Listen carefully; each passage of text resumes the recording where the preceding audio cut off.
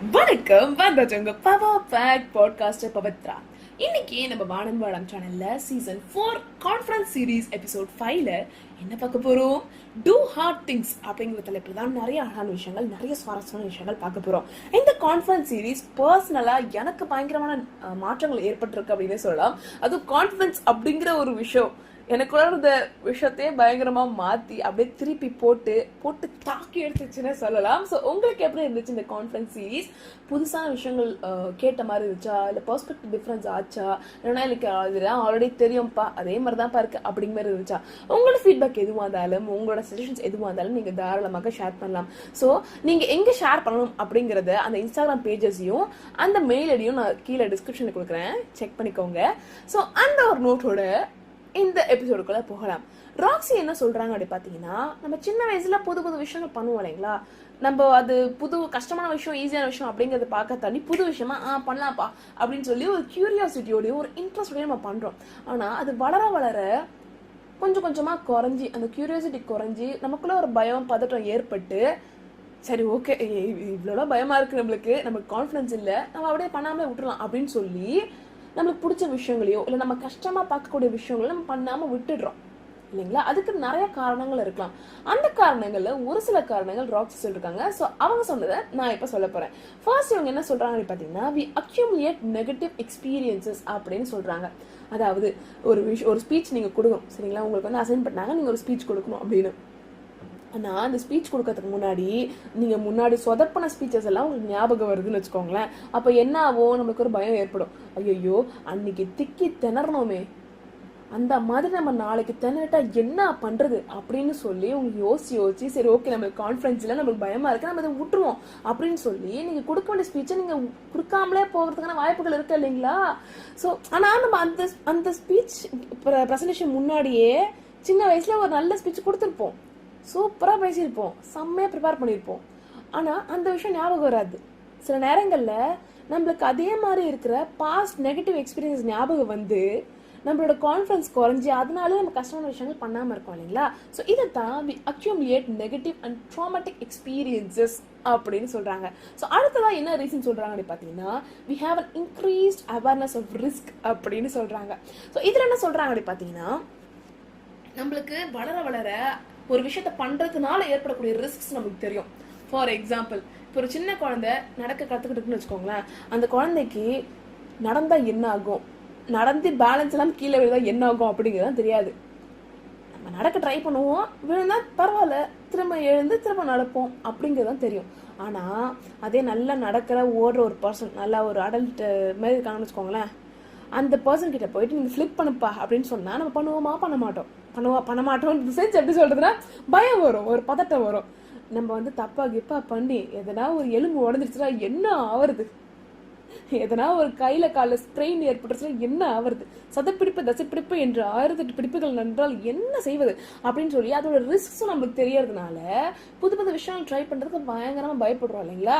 So இதுவும் ஒரு காரணம் புது புது விஷயங்கள் ட்ரை பண்ணாம இருக்கிறதுக்கு அப்படிங்கிறது ராக்ஸி சொல்றாங்க. அடுத்ததான் என்ன சொல்றாங்க பாத்தீங்கன்னா, வி ஹேவ் மோர் ரெஸ்பான்சிபிலிட்டி அப்படின்னு சொல்றாங்க.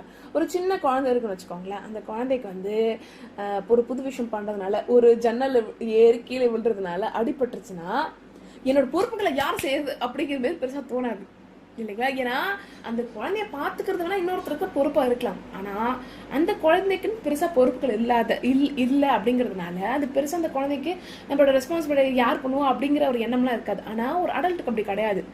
இப்போ ஒரு 40 இயர் ஓல்டு ஒரு பர்சன் இருக்காங்கன்னு வச்சுக்கோங்களேன், ஒரு கார்பரேட்ல ஒர்க் பண்றாங்க.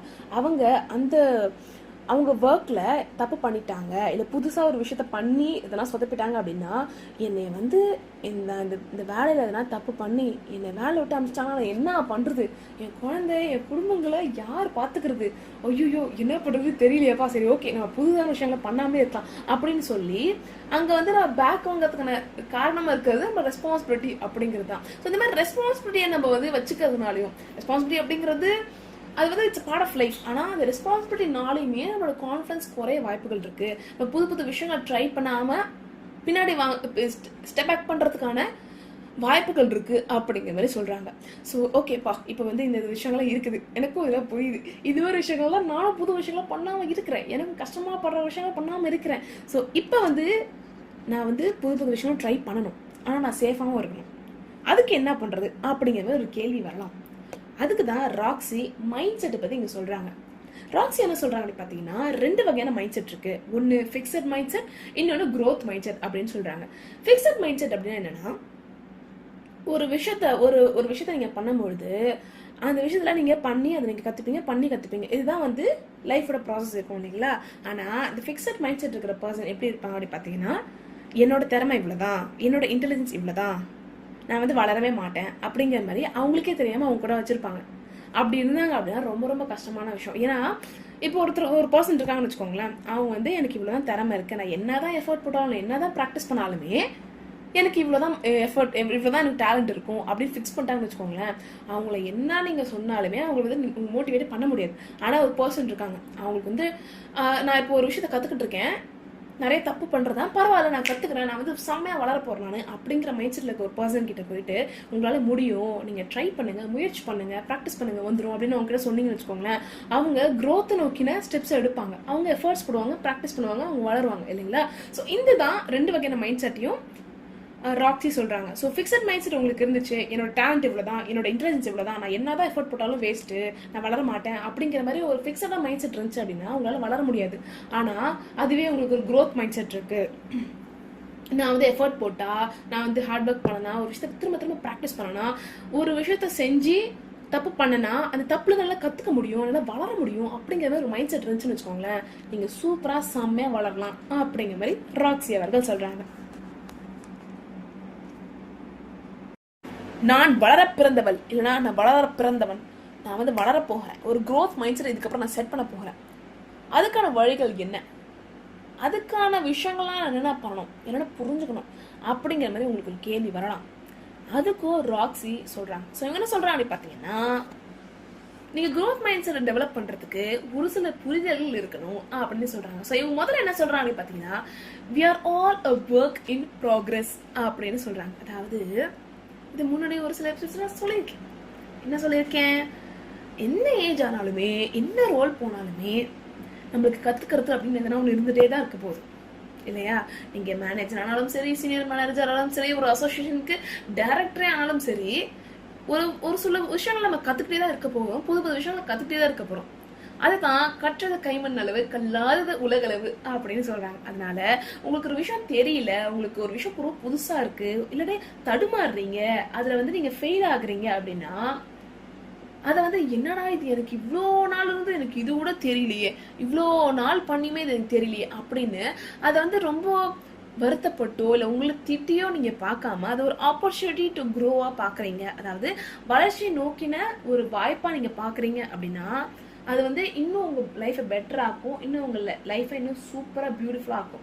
அதனால ஒரு விஷயத்துல நீங்க தடுமாறுறீங்க அப்படின்னா டமான்னு உங்களே நீங்க திட்டாம, சரி ஓகேப்பா இது வந்து எனக்கு தெரியல, நான் கத்துக்கிறேன், நான் ட்ரை பண்றேன், முயற்சி பண்றேன், புது புது விஷயங்களை வந்து லேர்ன் பண்ண போறேன் அப்படின்னு சொல்லி ஒரு கியூரியாசிட்டியோட ஒரு ஆர்வத்தோட பாத்தீங்க அப்படின்னு வச்சுக்கோங்களேன், லைஃப் ரொம்ப சூப்பரா ரொம்ப ஹாப்பியா இருக்கும். அதனால நெக்ஸ்ட் டைம் நீங்க தடுமாறும் பொழுதோ இல்லைன்னா வந்து எதனா ஒரு விஷயத்த வந்து ட்ரை பண்ணும்பொழுதோ பயந்து பதட்டமாகி அதை ட்ரை பண்ணாம, நான் கத்துக்க போறேன், நான் கற்றுக்கொள்ள பிறந்தவள், I am forever a learner of life அப்படிங்கிற மாதிரி நீங்க பாத்தீங்கன்னு வச்சுக்கோங்களேன், இன்னும் செம்மையா, இன்னும் சூப்பரா, இன்னும் பியூட்டிஃபுல்லா லைஃப் இன்னும் பிளசண்டா ரொம்ப நிம்மதியாவே இருக்கும். ஓகே, ஸோ அடுத்ததான் என்ன சொல்றாங்க அப்படி பார்த்தீங்கன்னா, ஃபெயிலியர் இஸ் ஆர் ஃப்ரெண்ட் அப்படிங்கிறாங்க. என்ன பண்றது, நம்ம வந்து சந்தோஷமான விஷயங்களை நம்மளோட ஃப்ரெண்ட், நம்மளோட லைஃப் லாங் பார்ட்னர் அப்படிங்கிற மாதிரி நம்ம எடுத்துக்கிறோம். ஆனால் நம்ம ஃபெயிலியரை நம்ம ஃப்ரெண்டாக பார்க்குறோமா அப்படின்னு கேட்டிங்கன்னா அது பெரிய கேள்விக்குறியாக தான் இருக்குது. ஏன்னா இங்கே வந்து வெற்றியை நோக்கி செல்ல வேண்டும் அப்படிங்கிற போய் இங்கே தோல்வியுமே இட்ஸ் பார்ட் ஆஃப் ஜேர்னி அப்படிங்கிறது ஒரு சில நேரங்களில் மறந்து போய்டும் இல்லைங்களா. அதனால ஒரு சில நேரங்கள் தோக்கும் பொழுதோ இல்லைன்னா வந்து ஏதோ ஒரு இடத்துல தடுமாறும் பொழுதோ அப்படியே பயந்து போய் நின்றுடுவோம், என்னப்பா இது தோத்துட்டே இருக்கும், எவ்வளோ எஃபர்ட் போட்டாலுமே முன்னாடி போக முடியலையே அப்படின்னு சொல்லி நம்ம வருத்தப்பட்டு இருக்கோம். ஆனால் ஃபெயிலியர் நீங்கள் அக்செப்ட் பண்ண தான் உங்களோட வளர்ச்சியை நோக்கி இங்கே போக முடியும் இல்லையா. ஸோ வந்து ஒரு இடத்துல நீங்கள் ஃபெயில் ஆகுறீங்க அப்படின்னா, சரி ஓகே நான் ஃபெயில் ஆகிட்டேன், நான் வந்து அப்படியே எழுந்திரிச்சு திரும்ப நான் ஒர்க் பண்ண போகிறேன் அப்படிங்கிறது வந்து இட் நாட் ஒர்க். ஏன்னா ஒரு ஃபெயிலியரில் எதனால் நீங்கள் ஃபெயில் ஆனீங்க அப்படின்னு பார்க்காம இருந்தீங்க அப்படின்னா திரும்ப நீங்கள் தப்பை பண்ணிகிட்டே தான் இருப்பீங்க. மேபி அந்த ஃபெயிலியர்ல நடக்கக்கூடிய ரீசன்ஸை நீங்க கண்டுபிடிக்கிறது, அதாவது நீங்க தோற்றத்துக்கான காரணங்கள் நீங்க கண்டுபிடிக்கிறதுக்கு ஒரு சில நேரங்கள்ல சில மாதங்கள் ஆகலாம், சில வருஷங்கள் கூட ஆகலாம். நான் ஒரு தவறு பண்ணிக்கிட்டு இருந்தேன் 2025 நியூ இயர் அன்னைக்கு.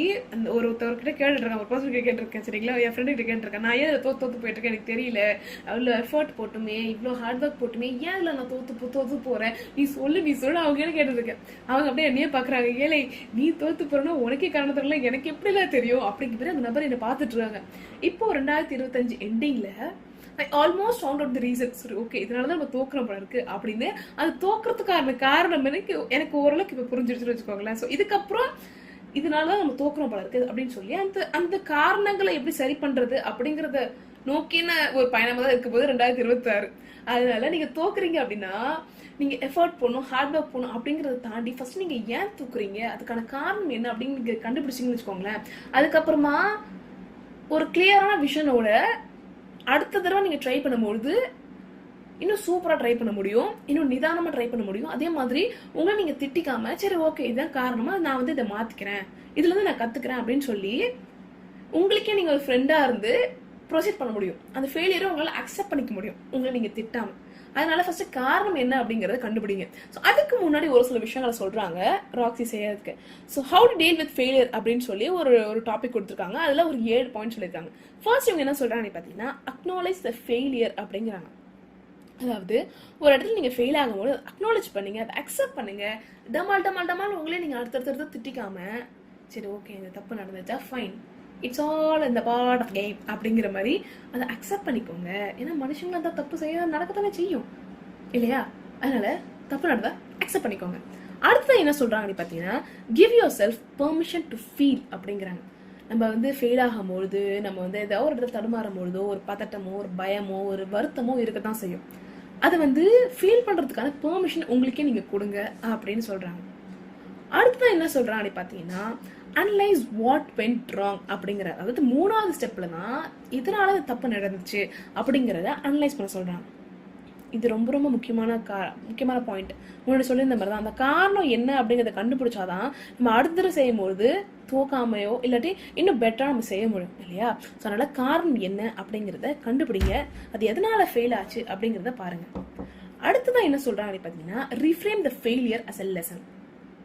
அதாவது ஒரு இடத்துல நீங்க தோத்துட்டீங்க, இப்போ வந்து ஒரு ஸ்பீச் நீங்க கொடுக்குறீங்க, அந்த இடத்துல நீங்க வந்து திக்கிட்டீங்க அப்படின்னா சரி ஓகே நான் வந்து ஒழுங்கா ப்ராக்டிஸ் பண்ணல, அதனாலதான் நான் இங்க தோத்துருக்கேன், நெக்ஸ்ட் டைம் ப்ராக்டிஸ் பண்ணா இன்னும் நான் ஃப்ளோவா பேச முடியும் அப்படிங்கறத நீங்க ஒரு லெசனா எடுத்துக்கிட்டீங்க அப்படின்னா அது வந்து இன்னும் பெட்டரா இருக்கும்.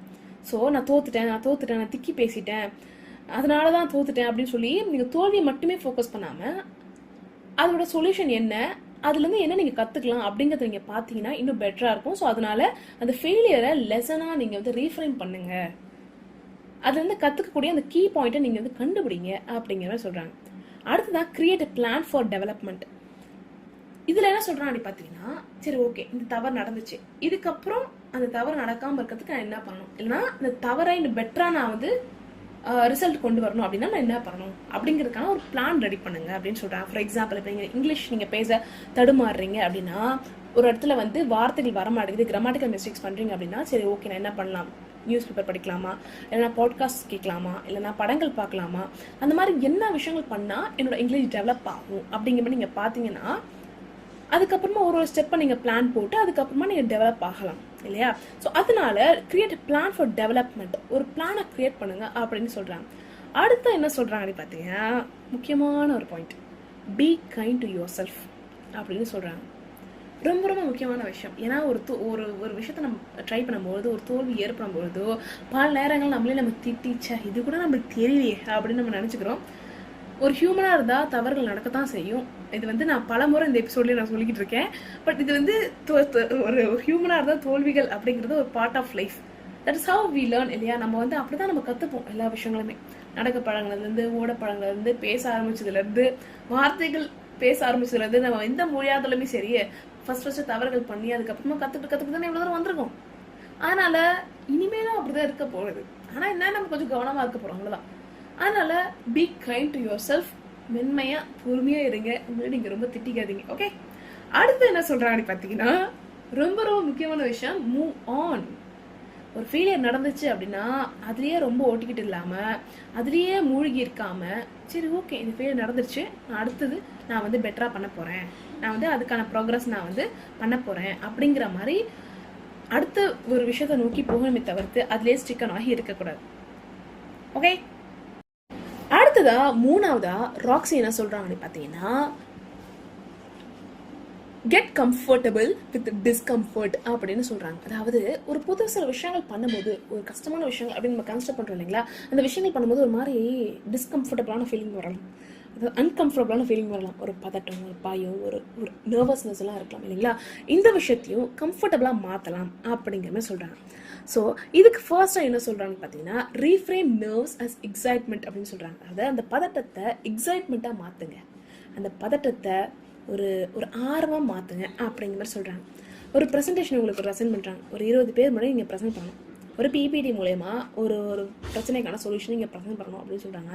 அந்த 20 பேர் முன்னாடி நான் எப்படி என் சொல்யூஷனை ப்ரெசென்ட் பண்ண போகிறேன், எப்படி நான் வந்து ப்ரெசென்ட் பண்ண போகிறேன், எனக்கு பயமாக இருக்குது, என்னோடய ஃபாலோ கொஷின்ஸ் என்னென்னவா இருக்கும், நான் எப்படி அதெல்லாம் சமாளிப்பேன் அப்படின்னு சொல்லி ஒரு ஒரு வகையான பதட்டமும் பயமும் நமக்குள்ளே ஏற்படலாம் இல்லைங்களா. ஸோ இந்த பதட்டமும் பயத்தையும் அப்படியே கொஞ்சம் ரீஃப்ரேம் பண்ணி கொஞ்சம் மாற்றி, நான் 20 பேர் முன்னாடி ஒரு ப்ரெசன்டேஷனை ப்ரெசென்ட் பண்ண போகிறேன், எனக்கு அந்த வாய்ப்பு கிடைச்சிருக்கு, wow what a amazing thing I am going to do something that is very new அப்படிங்கிற மாதிரி நீங்கள் பார்த்தீங்கன்னு வச்சுக்கோங்களேன், அது இன்னும் பெட்டராக, இன்னும் ஹாப்பியாக, இன்னும் எக்ஸைட்மெண்ட்டாக நடக்க போகுது. நீங்கள் பதட்டமாக பண்ணாலுமே சரி, நீங்கள் சந்தோஷமாக பண்ணாலுமே சரி, அந்த விஷயம் நடக்க தான் போகுது.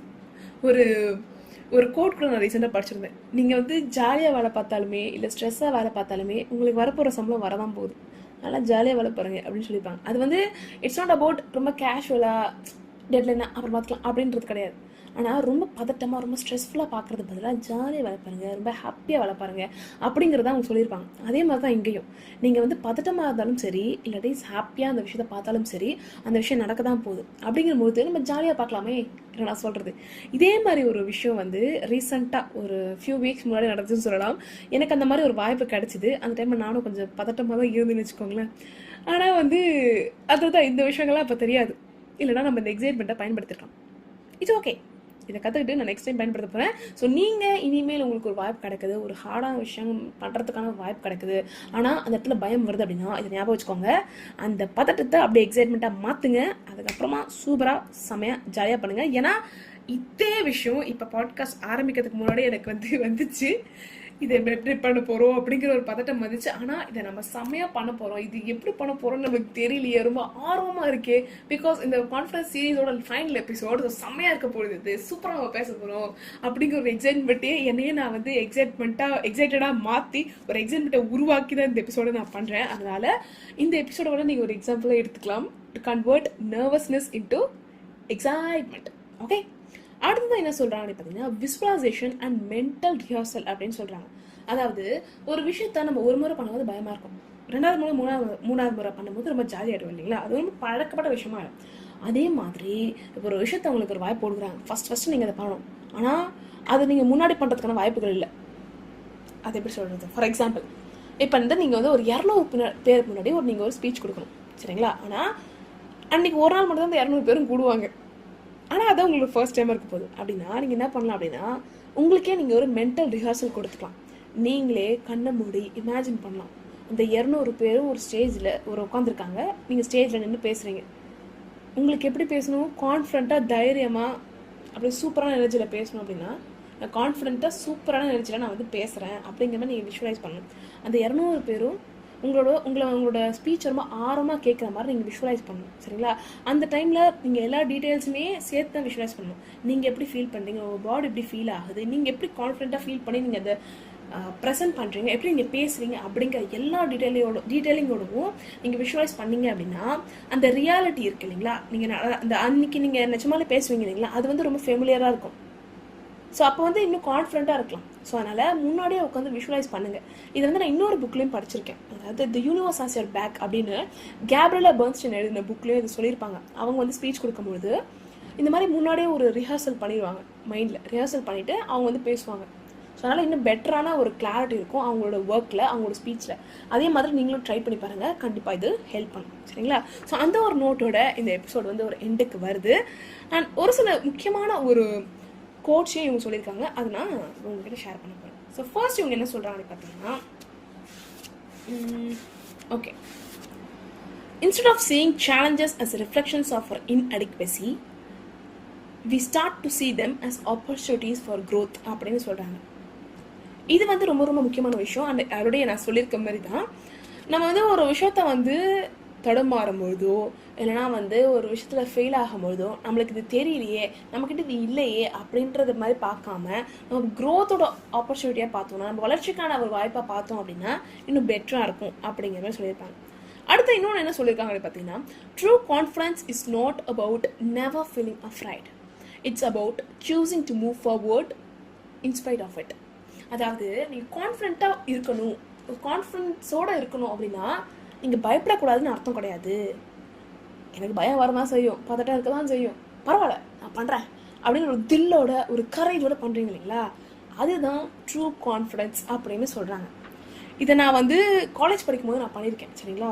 ஒரு ஸ்டேஜில் பேசணும் அப்படின்னா பயங்கர பதட்டமாக இருக்கும். அந்த டைமில் பாட்காஸ்ட்லாம் முன்னாடி பயங்கர பதட்டமாக இருக்கும். ஆனால் நான் பண்ணிகிட்டே இருப்பேன். அது என்ன ஒரு தைரியம் எனக்கு தெரியாது, என்ன உணர்வுலாம் தெரியல. பட் அந்த விஷயத்தை நான் பண்ணிக்கிட்டே இருக்கேன்.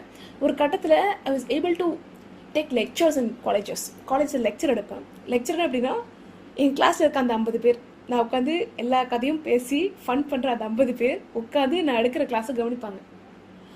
அந்த ஒரு பதட்டமும் பயமும் இருக்காது. 50 பேர் நம்மளை பார்க்குறாங்களோ, ஐயோ பயமாக இருக்கே அப்படிங்கிறதே எனக்கு அங்கே தோணலை. ஏன் தோணலை அப்படின்னா, ஃபஸ்ட்டு பயந்து அந்த ஸ்டேஜில் பேசணும் இல்லைங்களா, அது பேசி பழகி ஒரு கட்டத்தில் அது பயமே இல்லாமல் ஒரு தைரியமான ஒரு பர்சனாக என்னை உருவாக்கியிருக்கு அப்படின்னா கண்டிப்பாக அந்த பயம் கலந்த அந்த கான்ஃபிடன்ஸான அந்த சுச்சுவேஷன்ஸ் தான் சொல்லலாம். ஸோ அதனால் நீங்கள் ஒரு விஷயத்தை திரும்ப பண்ணிகிட்டே இருங்களேன், பயமாக இருந்தாலும் சரி, அது வந்து நீங்கள் திரும்ப பண்ணிக்கிட்டே இருந்தீங்க, அந்த பயத்தோடவே பண்ணுங்களேன், பண்ணிகிட்டே இருந்தீங்க அப்படின்னா அது ரொம்ப பழகிடும். அதுக்கப்புறம் ஒரு இடத்துல நீங்களே ஈஸியாக ஜாலியாக பண்ணிட்டு போயிடுவீங்க. ஓகே, அடுத்து என்ன சொல்கிறாங்க பார்த்தீங்கன்னா, true growth happens when we stumble, learn and keep moving forward. This resilience is what ultimately allows us to build genuine, lasting confidence அப்படின்னு சொல்கிறாங்க. அதாவது உண்மையான வளர்ச்சி அப்படிங்கிறது தடுமாறி கீழே விழுந்து கற்றுக்கிட்டு முன்னாடி போயிட்டே இருப்பீங்க. அதுதான் வந்து ட்ரூ க்ரோத் அப்படிங்கிறது. அந்த நீங்கள் விடாப்படியாக இருக்கீங்க பார்த்தீங்களா, அதுதான் உங்களோட நிரந்தரமான கான்ஃபிடன்ஸை உருவாக்கும் அப்படின்னு சொல்கிறாங்க. அதுதானே ட்ரூ க்ரோத் அப்படிங்கிறது. ஏன்னா வந்து நம்ம வளரும்பொழுது தடுமாறாமல் போயிட்டே இருக்கோம் அப்படின்னா மேபி நம்ம அதே விஷயத்தில் இருக்கோம், இல்லைனா நம்ம வந்து அதுலேயே ஒரு கம்ஃபர்ட் ஜோனை உருவாக்கிட்டு அங்கேயே இருக்கும் அப்படிங்கிற மாதிரி இருக்கலாம். நம்ம தடுமாறி ஒரு விஷயத்த பண்ணும்போது தான் ஓகே நம்ம வளர்றோம் போல இருக்குது, நம்ம புது விஷயத்த ட்ரை பண்ணுறோம் போல இருக்குது, சரி என்னங்கிறத நம்ம கற்றுக்கிட்டு சூப்பராக வளருவோம் அப்படின்னு சொல்லி நீங்கள் பார்த்தீங்கன்னு வச்சுக்கோங்களேன், சூப்பராக செமையாக வளர முடியும். அண்ட் உங்களுக்கே உங்கள் மேலே ஒரு பெரிய நம்பிக்கையும் ஒரு பயங்கரமான கான்ஃபிடன்ஸ் வரும். ஓகே, ஸோ அதனால் அடுத்த முறை தடுமாறும்பொழுது just remember you're growing in a very true way. Okay, அடுத்து என்ன சொல்றாங்க பார்த்தீங்கன்னா, the more you learn to tolerate discomfort, the more confident you become, not because the discomfort disappears but because you realize you can handle it அப்படிங்கிறாங்க. அதாவது ஒரு சில விஷயங்கள் நடக்கும் இல்லைங்களா, ரொம்ப சங்கோஜமாக இருக்கும், ரொம்ப கஷ்டமாக இருக்கும். அந்த மாதிரி விஷயங்கள் நடக்கும்போது நீங்கள் அதை ஹேண்டில் பண்ணீங்க இல்லைங்களா, அதை ஹேண்டில் பண்ண உங்களுக்கே உங்கள் மேலே ஒரு கான்ஃபிடன்ஸ் வந்துடும், உங்களுக்கே ஒரு மாதிரி தைரியம் வந்துடும். ஓகேப்பா சமப்பா, நம்மளுக்கு அந்த ஸ்டேஜில் போய் பேசும்போது பயமாக தான் இருந்துச்சு, ஆனால் அது நம்ம பண்ணிட்டோம் இல்லையா, எவ்வளோ pressure, what an amazing person, you are very good அப்படின்னு சொல்லி உங்களுக்கே நீங்கள் வந்து அப்ரிஷியேட் பண்ணிப்பீங்க. உங்களுக்கே உங்க மேலே ஒரு பயங்கரமான கான்ஃபிடன்ஸ் வரும். அதுக்கப்புறமா பரவாயில்லடா இவ்வளோ பெரிய விஷயமா தான் பரவாயில்ல, நான் எடுத்து பண்ணுறேன் அப்படின்னு சொல்லி ஒரு தைரியமும் ஒரு தில்லு வரும். அதை வந்து எக்ஸ்பீரியன்ஸ் பண்ணி பாருங்க, கண்டிப்பாக செமையாக சூப்பராக இருக்கும். சரிங்களா? ஸோ அடுத்து இவங்க என்ன சொல்கிறான்னு பார்த்தீங்கன்னா, ஃபைனலாக ஓகே என்ன சொல்கிறாங்க அப்படின்னா, so the next time you face something difficult, remind yourself this is an opportunity to grow அப்படின்னு சொல்கிறாங்க. ஸோ அடுத்த முறை நீங்கள் தடுமாறும் பொழுது ஞாபகம் வச்சுக்கோங்க, இது வளர்ச்சியை நோக்கின வாய்ப்பு தான் அப்படின்னு சொல்கிறாங்க. அந்த ஒரு நோட்டோட லெட்ஸ் எண்ட் 2025. ஆமாம், என்னப்பா இது ஏதாவது ஸ்டார்டிங்க்கு தான் கிளாப் பண்ணுவாங்க, எண்டிங்க்கு ஏன் கிளாப் பண்ணுறீங்க அப்படிங்கிற மாதிரி உங்களுக்கு கேள்வி வரலாம். ஏன்னா நம்மளாம் செஞ்ச ஒரு விஷயம் அப்படி. So thank you so much all the அழகு listeners for all the love and support. இந்த வருஷம் பயங்கரமான ஒரு ட்ரான்ஸ்ஃபர்மேஷன் கிடச்சிது அப்படின்னே சொல்லலாம். நிறைய கண்ட்ரிஸ் ரீச் ஆச்சு, மோர் தென் 25+ கண்ட்ரிஸ் இப்போ வந்து நம்ம பாட்காஸ்ட் கேட்டுட்ருக்கீங்க. It felt so special actually. இந்த கண்ட்ரிஸ்லாம் பார்க்கும்பொழுது இந்த கண்ட்ரிஸ் எல்லாம் நேபாள் எங்கே இருக்கிறது என்று எனக்கு தெரியாது, ஆனால் இந்த கண்ட்ரியிலும் என் லிசனர்ஸ் இருக்கிறார்கள் என்று நினைக்கும் பொழுது ரொம்ப பெருமையாக, ரொம்ப சந்தோஷமாக, ரொம்ப மகிழ்ச்சியாக இருக்கிறது பா அப்படிங்கிற மாதிரி ஒருமே எப்படி சொல்கிறது, எப்படி ப்ரவுட் ஃபீலிங், ஒரு சாட்டிஸ்ஃபைங் ஃபீலிங். ஓகேப்பா, நம்ம வந்து பண்ணுற ஒரு விஷயம் சரியான விஷயம் தான் போல இருக்கு, நிறைய பேர் அதை இம்பாக்ட் பண்ணது போல இருக்கு, நிறைய பேர் யூஸ்ஃபுல்லாக இருக்கு போல இருக்கு அப்படிங்கிற ஒரு மனநிறைவான ஒரு உணர்வை கொடுத்துச்சு. So thank you so much for all your time. ஒரு டைம் கொடுத்து ஒரு விஷயத்த நம்ம கேட்குறோம் அப்படின்னா அது வந்து அதை நம்ம ரொம்ப வேல்யூ பண்ணணும் அர்த்தம் இல்லைங்களா? ஸோ அது மாதிரி என்னோட வார்த்தைகளையும் நான் சொல்கிற விஷயங்களையும் நம்ம பாட்காஸ்ட்டையும் வேல்யூ பண்ணுறதுக்கு ரொம்ப ரொம்ப நன்றி. Thank you so much every one. So அப்படியே ஒரு மாதிரி எல்லாம் கடந்த உணர்வாகத்தான் இருக்கிறது. ஸோ இந்த லவ்வர் சப்போர்ட்டையும் வரக்கூடிய எபிசோட்ஸ்லையும் கொடுத்துட்டே இருங்க. ஒரு சில டாபிக்ஸ்லாம் ரொம்ப எப்படி சொல்கிறதுனா ரொம்ப டிஃபிகல்ட்டான டாபிக்ஸ்ன்னு சொல்லலாம், இல்லைனா வந்து ரொம்ப காம்ப்ளிகேட்டடான டாபிக்ஸ்ன்னு சொல்லலாம். அதெல்லாம் நான் ரொம்ப நாளாக பேசணும்னு வச்சுருந்தேன். ஸோ அதெல்லாமே 2026 பேசலான் இருக்கேன். ஸோ அதுக்கான ரிசர்ச் ஒர்க் எல்லாமே வந்து I'm going to start it very soon.